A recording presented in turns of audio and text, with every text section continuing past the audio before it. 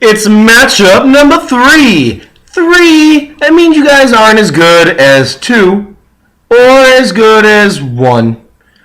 But you are Sexy Time Explosion, Sexy Time Explosion, Sexy Time Explosion versus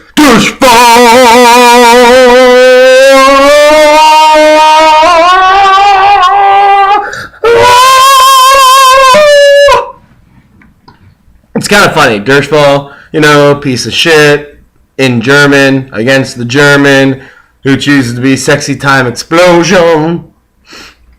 Love it.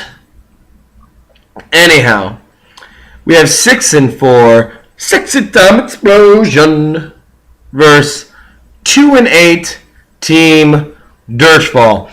This is why, Brad, you gotta take out team and just be Durchfall or something. Or you gotta pile of Durchfall maybe.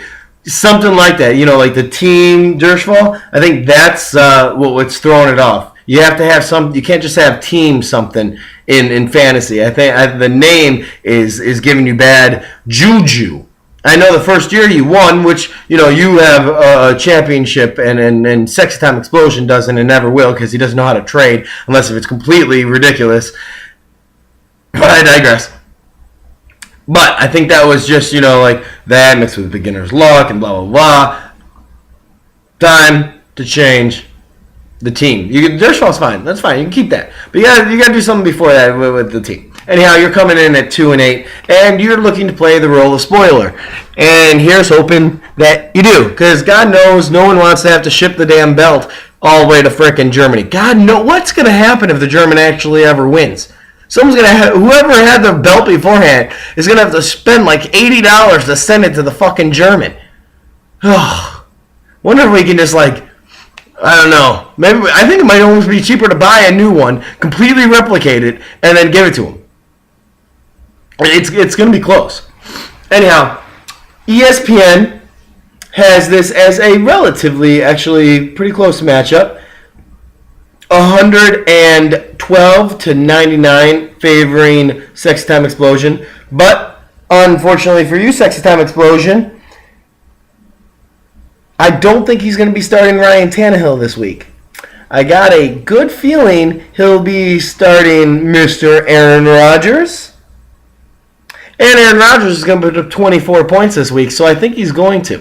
And you are going to have Andrew Luck, who's projected at 16, and he's going to score more than that. He's going to put up 19. Not as quite as much as Mr. Aaron Rodgers, but still enough not to kill you.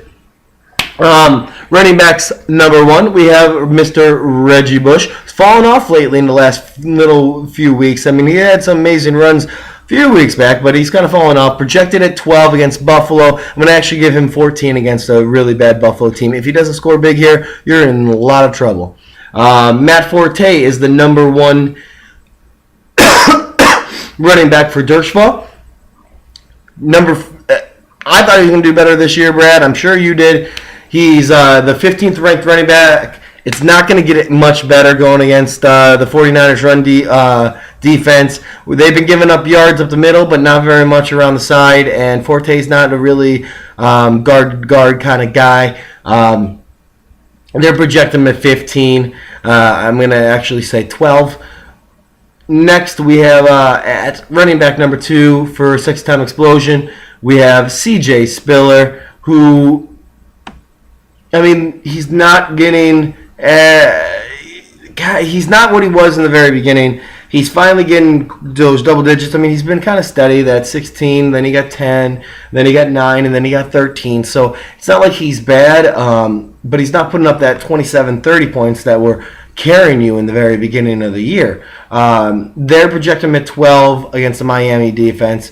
I think that's right about it, like that 10 to 12 range. For the running back number 2 for Team Durchfall, Shane Vereen, I'm hoping that was actually just a fill-in for him last week while he had some bye-week problems, which I benefited from. Not that I needed it too much with a 135, but everything helps. I'm pretty sure he'll probably be starting the White Wonder Jordy Nelson or somebody else if Jordan Nelson can't go. As we all know, he's questionable. So we'll see how that is. If not, I'm sure he'll pick up someone that's going to be a little bit better than Shane Vereen. They're projecting him at 8. They keep projecting him high. I'm not really sure why. He's not seeing a lot of touches. He's not seeing a lot of targets. If Shane stays in, give me like 2 or 3 points. I think the waiver wire or free agency has a lot better options than him. So we'll see if that changes. Obviously, hasn't set everybody yet. Flex spot for Sexy Time Explosion. We got Larry Fitzgerald. Boy, are you hanging on, man. He's only putting up 9 points a game. He's out of the top 25 in receivers. That means he's a low-end flex player right now. A low-end flex player. And that is Larry Fitzgerald. It's not going to get much better against Atlanta. The only good thing you're going to do is Atlanta's probably going to be crushing the Cardinals because of how pissed they are from last week. So they might get a lot of passing. But Larry Fitzgerald, I'm not going to see the end zone. I'm going to give him 6 points. At the flex spot for Dirschfall, we got Mr. Mike Walsh, who had an amazing touchdown catch on Monday night. But with Byron Leftwich starting, don't expect much. They project him at 5. I'm going to say about 3 to 5 points for him. If we go to receiver number 1, Mr. Kelvin Johnson, who Sexy Time Explosion thinks is going to win him the league. And I don't think that's going to happen, and I can't even believe that he thinks that's going to happen. I know personally that I've sent some trade offers over there that are perfectly legitimate, and I know other people have too for him. But let's be honest, he's really the only guy that anybody's going to want on your team. So if you lose this week, you might. You really have like one, maybe 1.5 keepers on your team. You might start looking to trade a little bit, because if you keep Larry Fitzgerald again, you're in trouble. You can't keep CJ; he's a split back. Reggie Bush is not worth a keep. Luck, I guess you can keep Luck, but you're going to be able to get him after the 3rd round, no matter what. It's hard. And I told you to trade Cam, didn't I? Still kicking your ass about that. You could have had AP this year. You could have had Frank Gore this year. You could have had everybody but Ray Rice this year. And you declined it. I don't feel bad for you. Anyhow, Kevin Johnson projected at 24 points against Green Bay. Don't see him anywhere close to that. Give me 16 for him. Marquez Colston for Dirschfall is projected at 13 against Oakland. I don't see it being his week for the Saints this week, so give me 9. Receivers number 2 for Sexy Time is Mike Williams, projected at 12. Give me 8. And for Michael Crabtree, who had a good week and is actually doing pretty decent as a fantasy receiver compared to what it was, depending on Alex Smith, of course. But he is the highest targeted guy on San Francisco, most red zone targets as well for them. They're projecting him at 11 against Chicago. I'm actually going to give him only 7 against Chicago's defense. Tight ends, we have Heath Miller, projected at 11 against the Baltimore defense, not with Byron. Give me actually only 6 points for him. Jason Witten is projected at 13 against Cleveland. I like that projection. I think that's right about on. Defenses, we have the Cowboys projected at 3. That's a lot more like it against Cleveland. I actually think it's going to be more around 6, but you got real lucky last week. Let's just leave it at that, Sexy Time. Defense for the Broncos. Man, I tell you what, Brad, your defenses have been killing all year.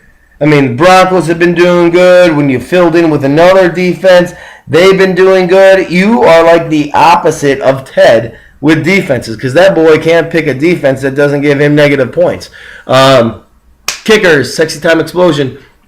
Getkowski, projected at 10 against Indianapolis. They're going to be scoring a lot. Give me actually 12 for Getkowski. And Jason Hansen for Detroit against Green Bay. They're projecting at 6, I think 8. I think it's going to be a pretty good offensive show. Overall, I am actually taking Team Dirschfall to upset Sexy Time Explosion, move into 3 and 8, and Sexy Time to fall back to 6 and 5. So I am projecting the upset. I don't actually know if it will be an upset once he puts in Rodgers, and he might change out Shane. Either way, I'm going to say, judging by what I think that Brad will do, I'm going to say actually 105 to 92.